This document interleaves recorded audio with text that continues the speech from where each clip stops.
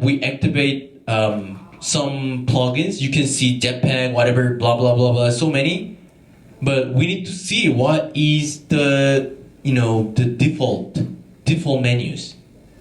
So you can see now the default menu of the WordPress. These are the default menus. And now let's go through the dashboard. The dashboard is a place where you can see the general information of this website.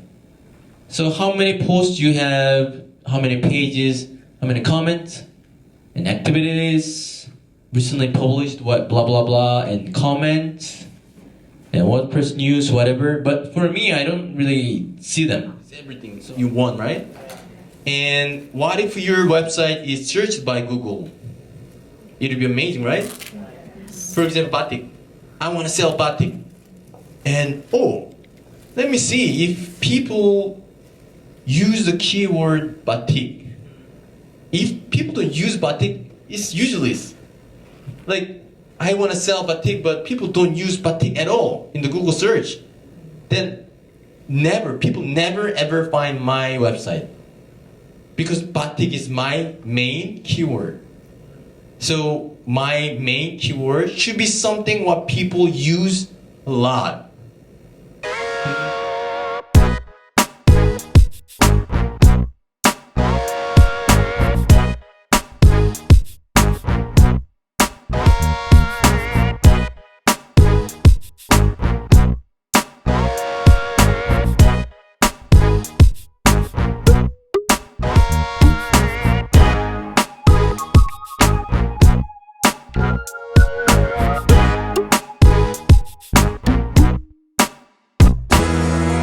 Mr. Huang will lead this session about 30 minutes, and afterwards we're going to start workshop as a group activity. This is what I explained in the first session, but now we are actually logging to this website as a user, and then you guys will submit like sample form to see how is going to be shown in the website.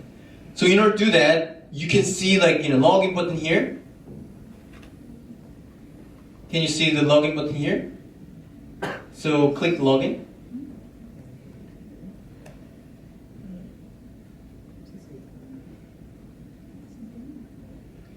And then you need to register yourself first. This is the website only for people who register. Because women who need help, they need once they submit their ticket.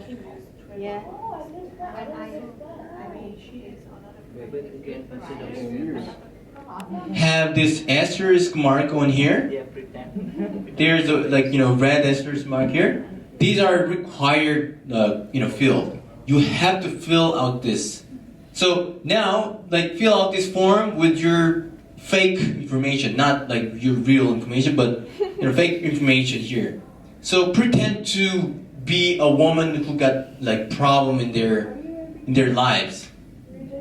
So test and test 2, 3, 4, 5, 6, 7, 8, 9, 10, 11. We are 12, but why have 11? 1, 2, 3, 4, 5, 6, 7, 8, 9, 10, 11, 12. 11. Someone didn't submit yet, I guess? I guess 2 person didn't submit it yet. Oh, okay. Alright, anyway, we submitted our form. Women, they submit their form. And let me check the 19. Since I'm an admin, I can open whatever. I can open any you are very interested. 제가 프레임워크에 대해서 설명을 드릴 거고요. Nanti sebelum workshop ini berlangsung, sedikit saya jelaskan bagaimana sih framework dari workshop ini. 다음에 지금 팀이 나누어져 있는데 그 팀을 바꿀 수 있는 기회를 드릴 거고요. sekarang ini kan timnya sudah dibentuk, tapi saya akan memberi kesempatan, mungkin ada yang ingin berpindah tim. 있나요? 네. 그러면 팀명과 팀 리더를 뽑아주시면 됩니다. Jadi kalau begitu kita langsung saja memberi nama grupnya apa dan memilih leadernya itu siapa. 다음에는 그룹 디스커션을 하실 것이고요. Setelah nama dan leadernya terbentuk, kita langsung mulai saja ke diskusinya. 마지막으로는 그룹별, 팀별 프레젠테이션이 있을 예정입니다. Setelah itu akan ada presentasi dari masing-masing grup. 자, 그러면은 프레임워크에 대해서 바로 설명드리도록 하겠습니다. Berikut saya akan menjelaskan mengenai 그래서 여기 보시면 축이 두 개가 있습니다.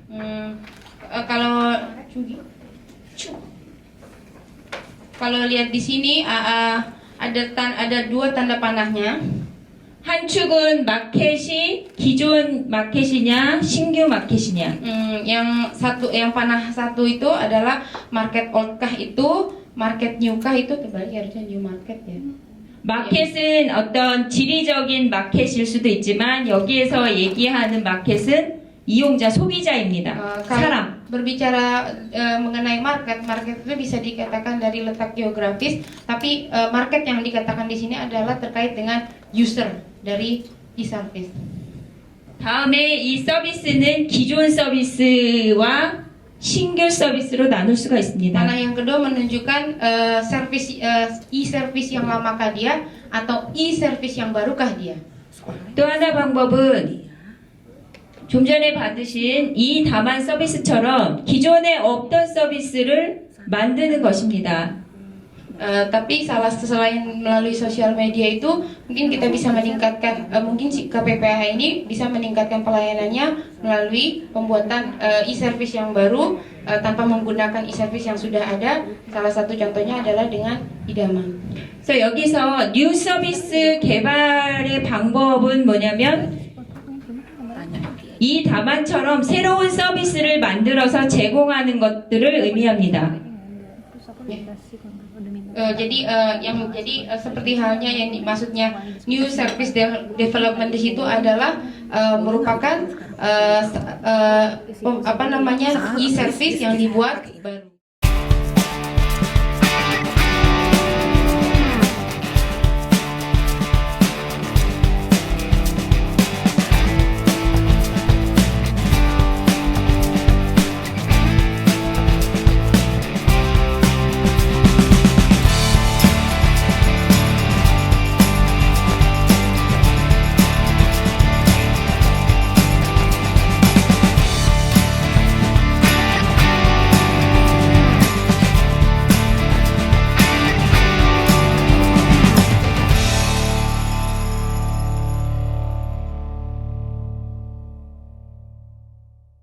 Pasti nantinya orang tahu ketika dia mengalami kekerasan, pasti dia akan melapor dengan menggunakan aplikasi idaman ini. Kemudian di sini kita punya ide supaya kita mensosialisasikan bagaimana menggunakan idaman ini dengan mengundang target grup kita. Target grup kita itu adalah anak-anak tadi kan, atau remaja tadi ya, anak sekolah tadi yang putus sekolah. Kita undang dengan bekerjasama dengan SKPD agar mereka mendapatkan pengetahuan bagaimana cara mengadu jika mereka terkena masalah tersebut atau tindak kekerasan tersebut. Kemudian di sini ini yang agak ekstrim, kita taruh idaman ini di bis, kereta api, pesawat, mungkin di lift pesawat. Kemudian ketika ini kita masukkan ke iklan bioskop di 21, kita mungkin pernah ke 21, lagi nunggu yang mungkin tidak bisa terpapar informasi karena mereka buta huruf atau mungkin mereka berada di daerah terpencil, di pedalaman dan sebagainya, yang mungkin tidak bisa mengakses. Nggak tahu dari mana handphonenya gitu ya. Iya, demikian Bu. Jadinya kita targetnya sudah segmented, karena tadi kan dibilang semakin detail berarti kita bisa semakin bagus. Tapi dengan target yang ini, saya rasa yang bukan rentan atau yang sudah pernah terkena kekerasan pun dia bisa mengakses idaman. Kenapa? Karena target kita sosialisasi kita kan di sini kan udah masuk ke TV, masuk ke bioskop, masuk ke angkutan karena itu kota. kegelisahan saya sendiri, tapi kemudian kami diskusikan di kelompok kami itu kira-kira begini. Jadi kami memilih target untuk menjadi target sasaran kami adalah seorang aktivis pendamping komunitas atau paralegal atau aktivis LSM atau juga bisa disebut voluntarian sukarelawan yang memang dia sudah terlatih untuk sensitif terhadap persoalan kekerasan terhadap perempuan. Kenapa kami memilih mereka aktivis ini? Karena satu, mereka berada hingga di daerah-daerah pelosok hingga ke pedesaan, tidak hanya di perkotaan. Yang kedua, mereka sudah dilatih dan mereka punya sensitivitas terhadap korban kekerasan. Jadi tidak semua orang di Indonesia sadar bahwa KDRT itu adalah persoalan serius. Apa yang kami lakukan adalah campaign online maupun campaign offline. Campaign offline itu modelnya seperti roadshow atau seperti yang Mas Kris tadi ya, itu bikin flyer atau segala macam, itu bagus-bagus sekali, detailnya seperti itu. Kemudian campaign online tentunya menggunakan sosial media seperti yang tadi Mbak cerita, pakai Hangout Google atau apapun itu ya, SMS Blast ya. Kemudian kita gunakan support group karena kaitannya dengan perempuan bekerja.